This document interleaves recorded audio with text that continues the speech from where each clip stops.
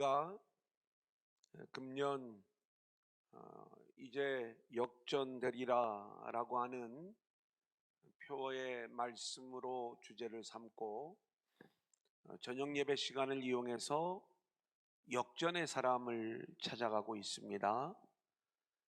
지금은 우리가 여호수아를 함께 나누고 있는데 지난주에는 우리가 여리고 정복에 대한 말씀을 나누었고요. 이제 오늘은 우리가 이 아이성 전투와 관련하여 우리가 찾아야 될 복음의 이야기들을 함께 살펴보도록 하겠습니다.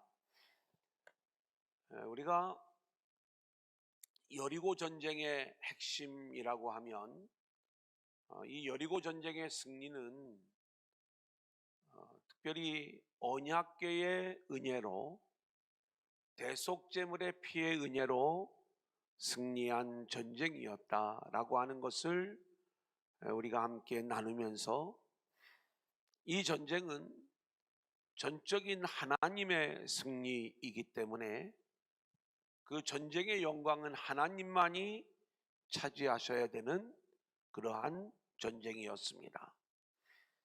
그래서 하나님이 전쟁을 명령하시면서 여리고성을 이스라엘의 손에 붙여주시지만 이스라엘 백성들이 꼭 지켜야 될 것이 하나가 있었는데 그것은 그 어떤 전리품도 취해서는 안 되는 것이었어요.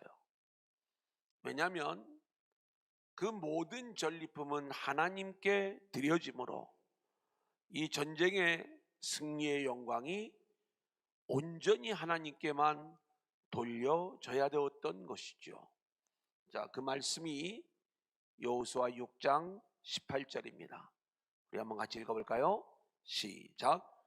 너희는 온전히 바치고 그 바친 것 중에서 어떤 것이든지 취하여 너희가 이스라엘 진영으로 바치는 것이 되게 하여 고통을 당하게 되지 아니하도록 오직 너희는 그 바친 물건에 손대지 말라.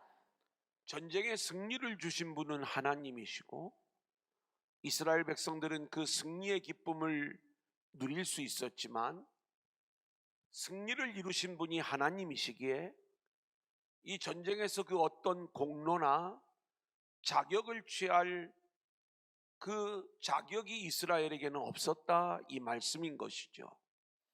그래서 하나님은 모든 전리품을 하나님께 돌려드림으로 이 전쟁의 승리는 전적으로 하나님의 은혜입니다. 아멘. 이 전쟁을 통하여 영광을 받으실 분은 하나님이십니다. 아멘. 이 고백을 원하셨던 거죠. 이것은 마치 에덴 동산의 선악과 나무와도 같습니다. 자격 없는 우리 인생을 하나님이 취하셔서 생기를 불어넣어 주시고 우리를 생명이 되게 하신 후에 에덴의 주인공으로 세워주셨거든요. 에덴을 마음껏 누리게 하셨지만 한 가지 우리가 고백해야 되는 게 있었어요. 우리가 이 에덴의 은혜를 누리는 것은 전적인 하나님의 은혜지 우리의 공로나 우리의 자격이 아닙니다. 이것을 고백하는 게 선악과 나무였던 것이죠. 자, 오늘 이 전쟁에서 놀라운 하나님의 승리가 주어졌을 때 이스라엘 백성들은 그렇게 모든 전리품을 하나님께 영광을 돌려드렸어야 되는데 마치 우리가 선악과 나무의 범죄를 저지르는 것처럼 이스라엘도 결국 이 일에 실패하게 되죠. 자, 그 일로 말미암아 하나님의 진노가 이스라엘에게 임하는 장면을 보게 됩니다. 1절을 볼까요? 7장 1절입니다. 시작. 이스라엘 자손들이 온전히 바친 물건으로 말미암아 범죄하였으니 이는 유다 지파 세라의 증손 삽디의 손자 갈미의 아들 아간이 온전히 바친 물건을 가졌음이라. 여호와께서 이스라엘 자손들에게 진노하시니라. 자, 오늘 말씀을 보면은 하나님의 명령이 임하였음에도 불구하고 아간이라고 하는 사람이 하나님께 드려야 될 전리품을 몰래 훔치는 거예요. 자, 이 일로 인하여 하나님이 이스라엘에게 진노하셨다 이렇게 말씀하고 있죠. 여기서 우리가 참 동의하기 어려운 내용이 하나가 있어요. 뭐냐면 아간이 잘못을 했으면 하나님이 아간만 징계하시면 되잖아요. 그런데 아간의 죄로 인하여 이스라엘 자손들에게 진노하셨다 이렇게 말씀하는 거예요. 여기에는 하나님께서 우리에게 이 아간의 이야기를 통해서 들려주시고자 하시는 복음의 내용이 있는 거죠. 우리 인간이 얼마나 죄인인가, 연약한 모습인가를 말씀해 주시는 거예요. 마치 에덴 동산에서 선악과 나무의 열매를 따먹은 건 아담과 하와예요. 그런데 그 아담과 하와의 그 죄로 인하여 모든 인생은 죄 가운데 출생하게 되는 것입니다. 아멘. 그 선악과를 따먹은 죄가 우리 모두에게도 있다는 거예요. 그때 우리는 뭐 하고 있었어요? 생각해 보면 우리하고는 아무런 상관없는 일 같은데, 물론 우리가 구속사의 관점에서 보면 모든 인생은 하나님의 계획 안에 있는 인생이었겠지만 그 먼 옛날 아담 할아버지의 죄가 오늘 우리들의 죄라는 거예요. 아멘. 마찬가지로 이 아간의 범죄는 아간을 통해서 확증되어졌을 뿐이지 아간이 가지고 있었던 그 탐욕과 하나님의 영광을 가로채고자 하는 이 마음은 온 이스라엘이 똑같다는 것을 하나님이 말씀해 주시는 거예요. 아멘. 그래서 아간 한 사람을 징계하는 게 아니라 온 이스라엘에게 하나님의 진노가 나타나게 되었다. 자, 그 진노의 과정 속에 아이성 전투에서 이스라엘이 패배하게 되는 거죠. 자, 이 아이성 전투에 임하는 이스라엘 백성들의 모습을 보겠습니다. 3절 시작. 여호수아에게로 돌아와 그에게 이르되 백성을 다 올라가게 하지 말고 2~3천 명만 올라가서 아이를 치게 하소서. 그들은 소수이니 모든 백성을 그리로 보내어 수고롭게 하지 마소서 하므로. 자, 지금 아이성 전투에 임하는 이스라엘 백성들의 태도를 우리가 볼 수가 있습니다. 아이성 전투를 우습게 보는 거예요. 그리고 우리 힘으로 얼마든지 이길 수 있는데 뭐 전력을 기울일 필요도 없이 2~3천 명만 보내면 이쯤이야 우리가 얼마든지 이길 수 있다, 이 마음을 가지고 있는 것을 성경이 말씀하고 있죠. 이것은 얼마나 이스라엘 백성들이 교만한 가운데 있는가를 우리 가운데 말씀해 주고 있는 내용입니다. 이스라엘 백성들은 출애굽을 하면서 홍해를 건넜어요. 그때 애국 군대를 물리치는 거예요. 이제 가나안 땅으로 들어오는 여정 가운데 아모리 왕 시온과 바산 왕 옥을 물리쳤어요. 아주 강력한 대적들을 손쉽게 물리치는 거예요. 요단강을 건너 가나안 땅에 들어와서 여리고를 점령하는데 한순간에 여리고가 무너지는 거예요. 이 엄청난 승리가 전적인 하나님의 은혜고 하나님이 하신 일이었는데 이스라엘 백성들은 어느 순간에 그것이 자기들의 실력인 줄 알고 있는 거예요. 그래서 우리가 여리고를 점령할 때 어떻게 이 여리고가 무너지게 되었는가? 철저히 언약궤로 말미암아, 더 정확하게 말씀을 드리면 대속제물의 피의 은혜로 여리고가 무너지고 이스라엘이 이 여리고의 주인이 되었는데 그것을 이스라엘 백성들은 자신의 자격 없음, 무능함, 연약함, 능력 없음을 보지 못하고 하나님이 주신 승리를 자기 실력으로 알고 이 아이성쯤이야.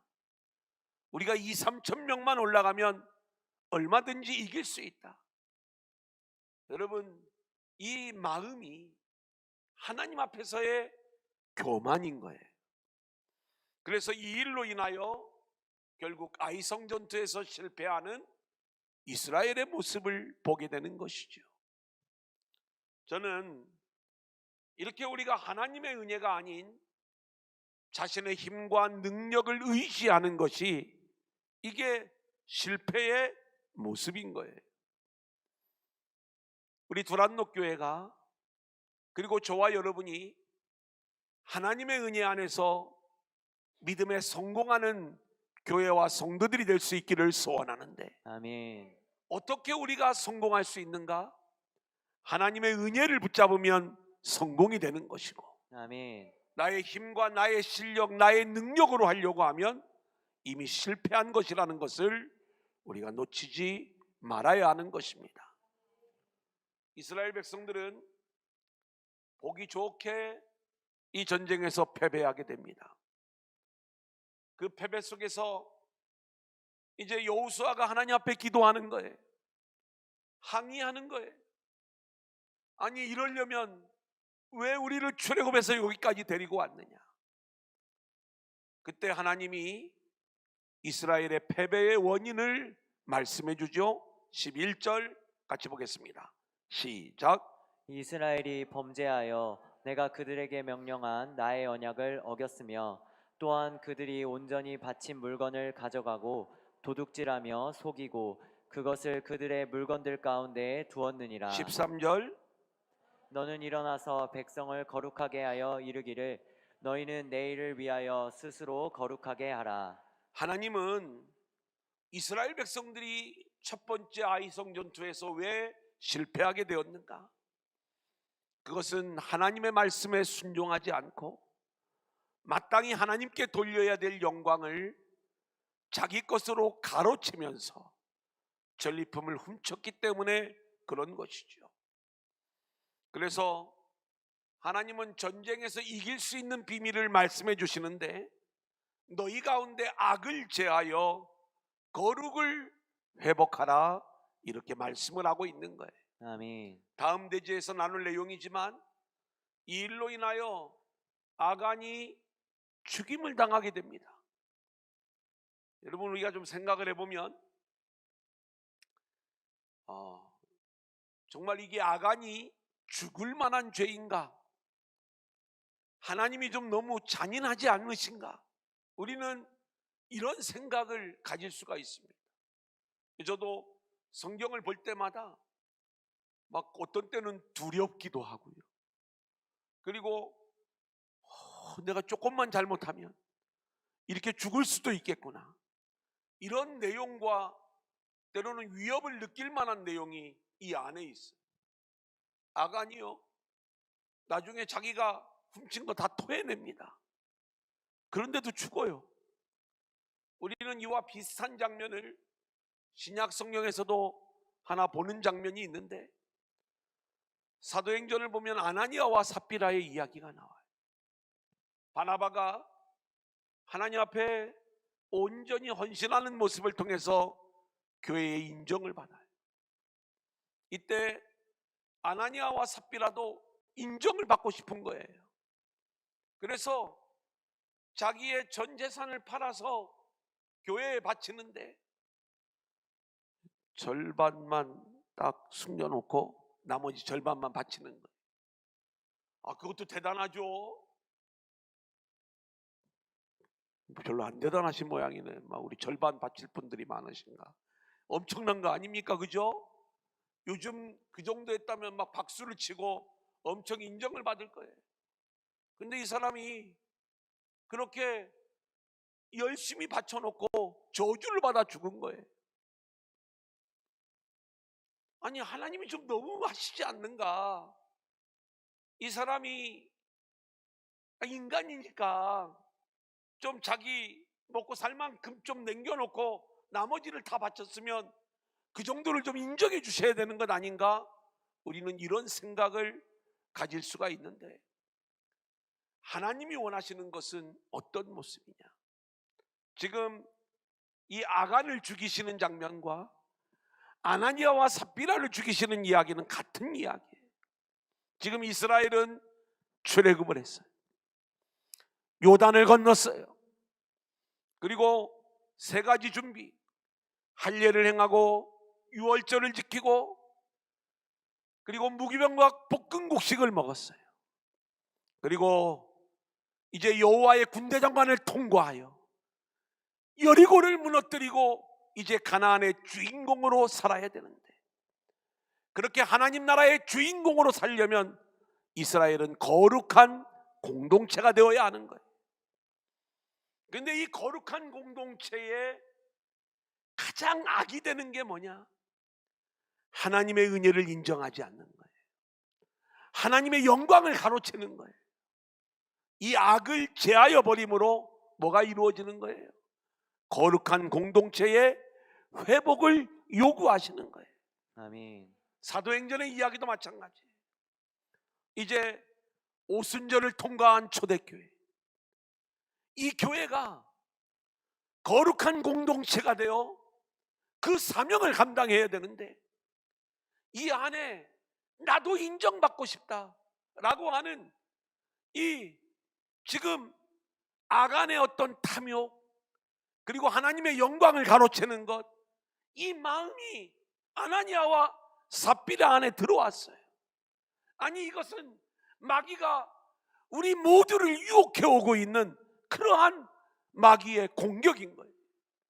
그래서 하나님이 잔인하셔서 아나니아와 삽비라를 죽인 게 아니라 그렇게 교회의 거룩함을 회복하기 위하여 그 악을 제거한 모습이고, 그리고 거룩함을 회복한 교회가 이제 또 앞을 향하여 전진하는 이야기가 바로 사도행전의 이야기다, 이렇게 말씀을 드릴 수가 있는 것입니다. 그래서 오늘 이 아간을 왜 심판하시는가, 그렇게 잔인하게 죽이시는가, 우리가 겉 표면적인 내용을 읽을 게 아니라 이 내용을 통해서 하나님이 우리에게 요구하시는 복음의 삶이 어떤 모습인가를 우리가 알아야 되는 거예요. 자, 두 번째 대지로 넘어갑니다. 아간의 죽음, 7장 15절입니다. 시작. 온전히 바친 물건을 가진 자로 뽑힌 자를 불사르되 그와 그의 모든 소유를 그리하라. 이는 여호와의 언약을 어기고 이스라엘 가운데에서 망령된 일을 행하였음이라 하셨다 하라. 여러분, 오늘 드디어 누가 범죄하였는가? 아간이 뽑히는 거죠. 근데 우리는 오늘 말씀 속에서 내가 아간입니다 아멘. 라고 하는 고백이 나와야 되는 거예요. 아멘. 이 아간의 운명은요, 우리의 운명을 보여주는데, 여러분 보세요. 아간으로 말미암아 온 이스라엘이 하나님의 진노하심 아래 놓이게 되지요. 아간이 죄를 지었어요.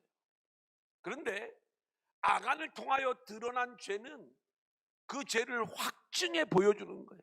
이게 너희들의 모습이다. 그게 아간을 통해서 확증되었을 뿐이에요.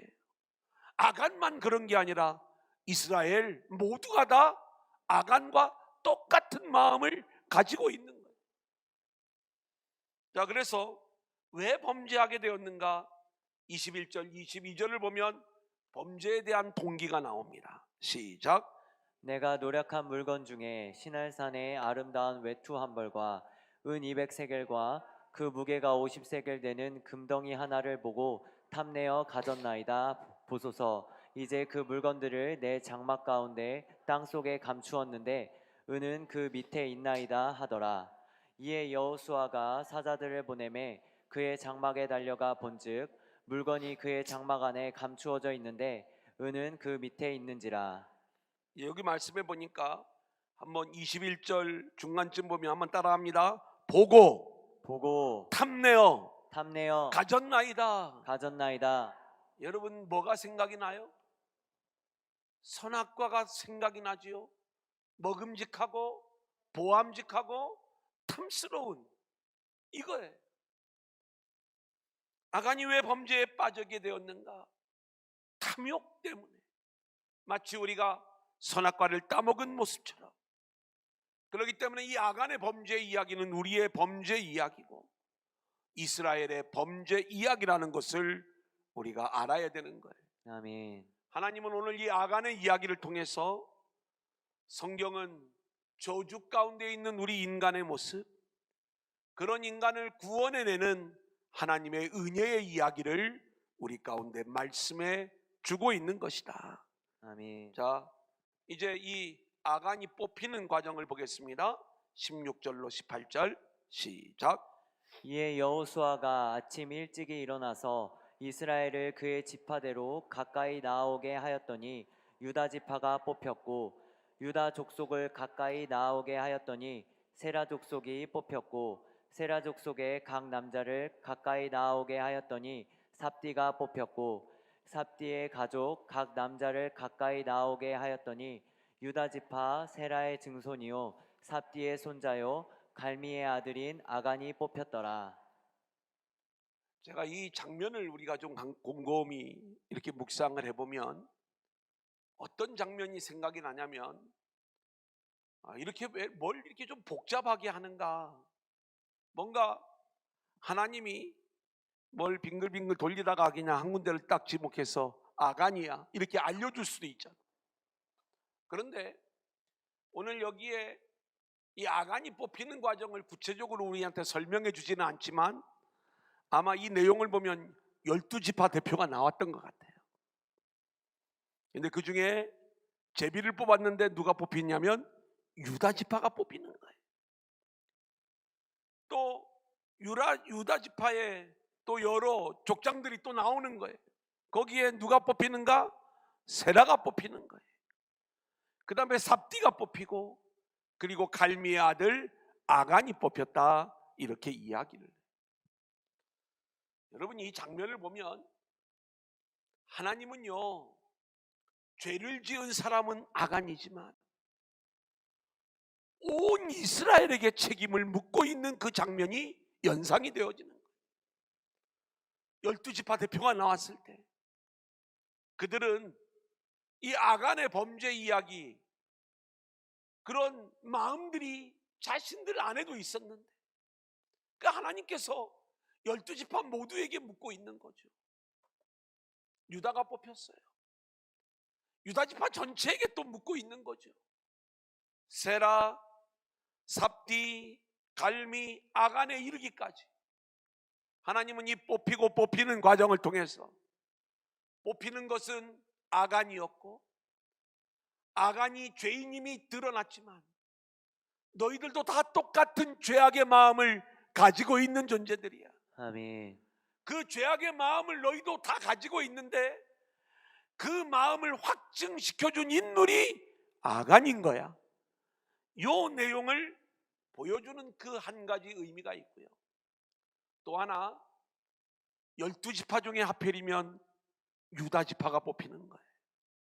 우리는 이 이야기를 통해서 아간의 이야기가 예수님 이야기를 우리 가운데 보여주고 있다는 것을 우리가 알아야 되는 거예요.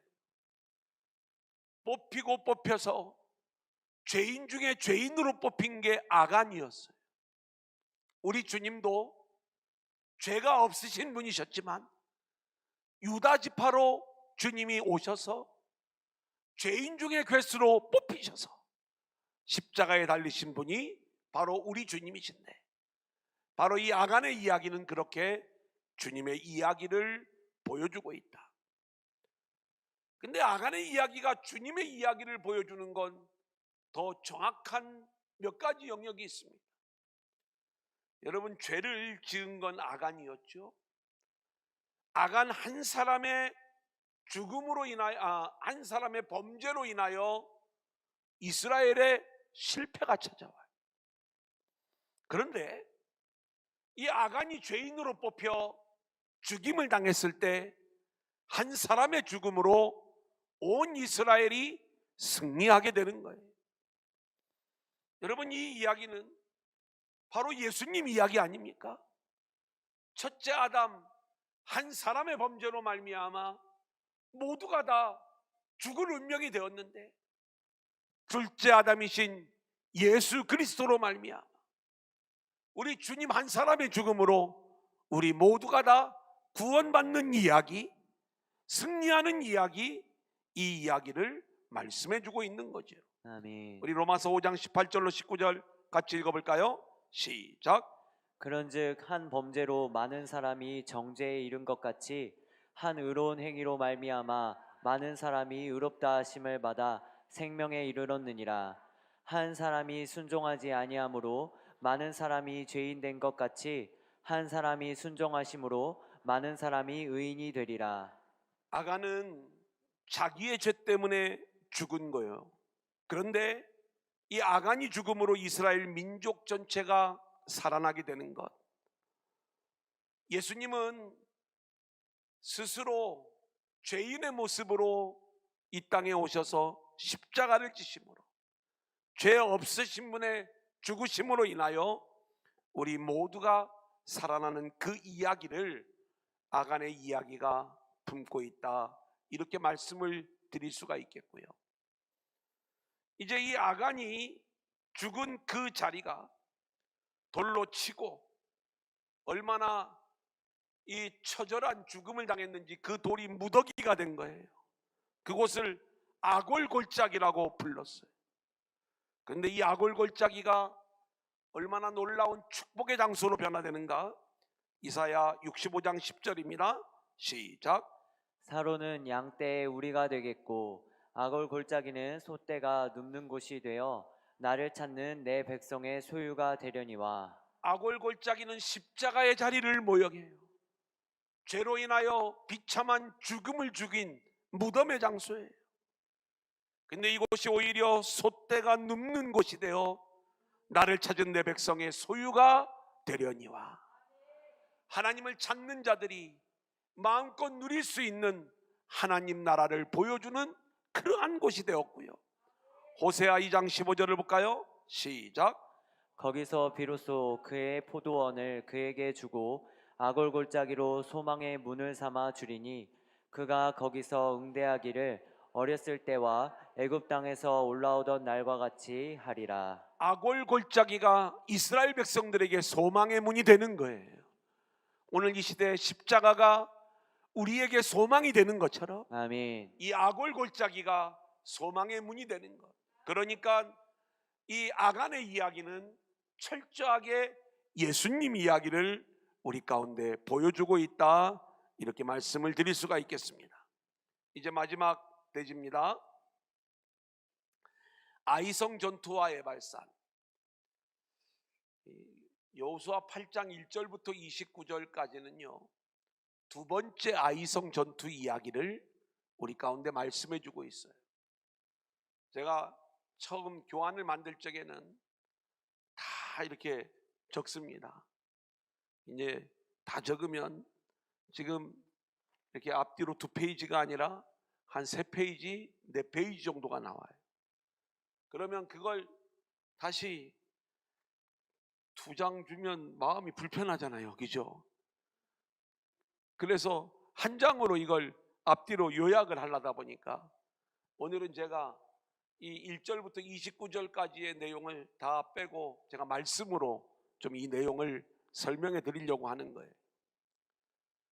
여러분, 우리가 제1차 아이성 전투, 제2차 아이성 전투, 이 두 번의 전쟁을 우리가 비교해 보면 얼마나 우리 인간이 어리석고 연약한지 이 모습이 보이는 거예요. 첫 번째 전쟁에서 이스라엘의 어리석음은 어디 있었어요?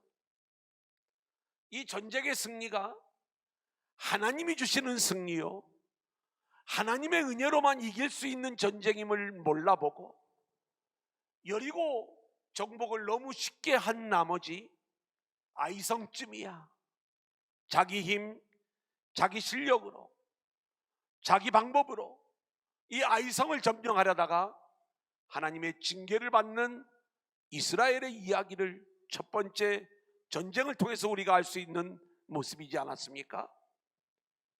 자, 그러면 두 번째 전쟁에서 이 아이성 사람들이 알아야 될 내용이 있어요. 그게 뭐냐면 첫 번째 전쟁의 승리가 아이성 사람들이 실력이 있어서 이긴 걸까요? 아니면 하나님께서 이스라엘의 범죄로 말미암아 이스라엘을 징계하기 위하여 아이성 사람들로 하여금 이기게 해주신 것일까요? 두 번째가 맞죠? 말이 좀 길으니까 어렵지만 이 내용이 당연히 두 번째가 많은데 이들은 그 승리가 자기들의 실력인 줄 알았어요. 한번 생각해 보세요. 이스라엘 민족에 대한 두려움을 온 가나안 족속들이 다 가지고 있는 거예요. 그들이 얼마나 강한지 이들 가운데 하나님이 함께 하시고, 그리고 아모리 왕 시온과 바산 왕 옥을 물리치고 여리고가 단숨에 무너졌다는 이야기를 들었을 때 이들의 마음속에 얼마나 두려움이 있었겠어요. 그 두려움 가운데 어쩔 수 없이 전쟁을 하는데 붙어보니까 별거 아니에요. 금방 이겼네. 이 아이성 사람들은 하나님을 그들이 알고 있었다면 하나님이 하시는 일들을 생각을 해보았겠지만 하나님을 모르는 자들이었기 때문에 지금 그들의 승리가 하나님이 하시는 일인 걸 몰랐던 거예요. 그래서 첫 번째 승리를 거두었을 때 얼마나 기고만장했겠습니까? 우리가 이겼다. 해보니까 별것 아니구나. 우리가 얼마든지 이길 수 있다. 두 번째 전쟁을 할 때 이들은 이런 교만한 마음을 가지고 전쟁에 나서게 되는 거죠. 이번에는 하나님이 전쟁의 방법을 달리합니다. 매복전법을 쓰고 기만 정책을 써가지고 전술을 써가지고 그들을 유인해내고 그들을 일망타진시키는 놀라운 승리를 거두는 이야기가 거기 다 기록이 되어져 있어요. 완전히 진멸해버리는 그곳 놀라운 승리의 역사가 나타났던 거죠. 1차 전쟁에서 이스라엘 백성이 지게 된 이유, 2차 전쟁에서 아이성 사람들이 지게 된 이유는 똑같은 거예요. 전쟁의 성패는, 전쟁의 승리는 하나님께 달려있다는 것을 깨닫지 못했던 거예요. 아멘. 우리는 오직 하나님의 은혜와 하나님의 긍휼로 승리하는 것이지 아멘. 우리의 노력으로 승리하는 것이 아니라는 것을 우리는 잊지 말아야 되는 것입니다. 여러분, 노력하지 말라고 이런 말씀을 드리는 게 아니에요. 열심히 기도하세요. 열심히 충성하세요. 열심히 최선을 다하세요. 그런데 알아야 될 것이 있어요. 하나님이 우리에게 승리를 주실 때 내가 이만큼 기도했기 때문에, 내가 이만큼 충성했기 때문에, 내가 이만큼 노력했기 때문에 하나님이 나를 복 주셨다고 그렇게 얘기하지 마세요. 이게 이스라엘과 또 이 아이성 사람들과 똑같이 내 힘으로 이 일을 이루었다고 하나님 앞에서 교만한 모습을 보이는 일이다, 이 말씀인 것이에요.